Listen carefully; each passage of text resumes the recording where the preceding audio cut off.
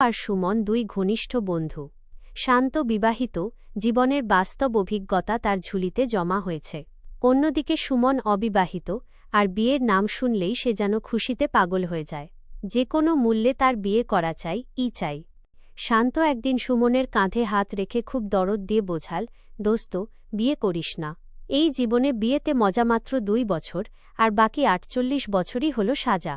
শান্ত চেয়েছিল বন্ধুকে সংসারের কঠিন বাস্তব থেকে বাঁচাতে, কিন্তু সুমনের চোখে তখন রঙিন স্বপ্ন।